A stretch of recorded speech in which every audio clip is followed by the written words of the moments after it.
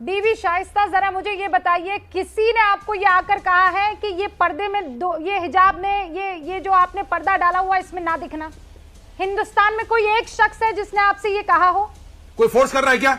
पूछिए, इनको किसी ने फोर्स किया है क्या? रुकिए, कोई फोर्स मुझे नहीं बात करता। करने दीजिए। आप कोई मुझे फोर्स नहीं करता। गलत भ्रम फैलाया जा रहा है देश के अंदर। क्या हमारी रुकिए, बच्चियों मुझे पे बात फोर्स करने करते हैं? मेरी बेटी की खुद की पर्सनल चॉइस है, फ्रीडम ऑफ चॉइस का मामला है। वारिस पठान, रुक जाइए, एक सेकंड रुक जाइए। नहीं, मैं इतनी शोर शराबे में बात नहीं कर पाऊंगी। आपको मेरा बात सुनना है तो आप मेरी बात सुन लीजिए। देखिए, जिस वेशभूषा में आप हमको कह रही हैं कि जो आपने हिजाब पहना है, ये मेरा एक संवैधानिक अधिकार है। आर्टिकल 21 में राइट टू चॉइस, और इस्लामी तरीके से भी हम देखें तो हमने अपने को एक सब शालीन चादर से अपने को ढक लिया। ये मेरी चॉइस है, और इस्लाम में इतनी सख्ती नहीं है कि आप ज़बरदस्ती आप अपने को बिल्कुल एक और ढांक करके निकले। ये कहा गया एक सब शालीन और मर्यादित और शरीफ महिलाओं में आपका शुमार हो। और दूसरा ये कि इस देश में आज तक कभी भी स्कूल यूनिफॉर्म में कभी भी हमारे भारत के नागरिक किसी भी धर्म समुदाय के हों अपने बच्चों को वेल ड्रेस में स्कूल में भेजते थे, एक ही यूनिफॉर्म में भेजते थे। और जो भी लड़कियां कॉलेज में जाती थी, जिनका जी चाहे वो पगड़ी पहने, जिनका जी चाहे वो स्कार्फ पहने, उसमें कभी कोई विवाद नहीं था। ये एक साजिशन, एक विवाद फैलाया गया। और मुंबई के कॉलेज में पहले से भी लड़कियां पढ़ती आ रही थी, लेकिन इस्लाम में सबसे पहले शिक्षा है इक़रा बिस्मिल्लाह, यानी अल्लाह ताला ने कहा है पहले इल्म हासिल करो, यानी कलम और कागज से रिश्ता जोड़ो।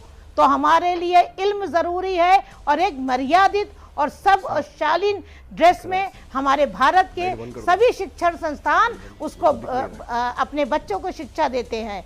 किसी भी तरीके से कोई भी रोकाटा और टोका टाकी नहीं है।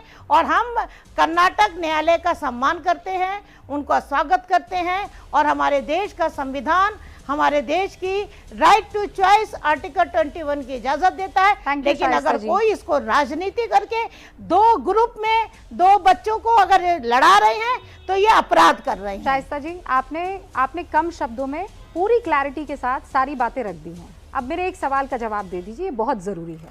क्या आपको कभी हिंदुस्तान में किसी एक शख्स ने जबरदस्ती की कि ये हिजाब उतार दो, ये पर्दा उतार दो?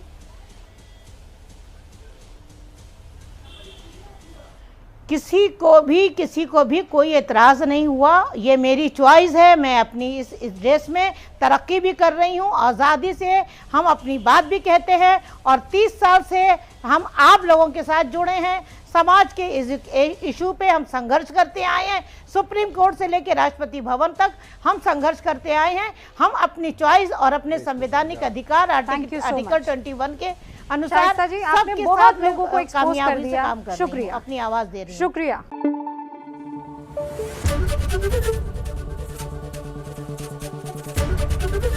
एबीपी न्यूज आपको रखे आगे।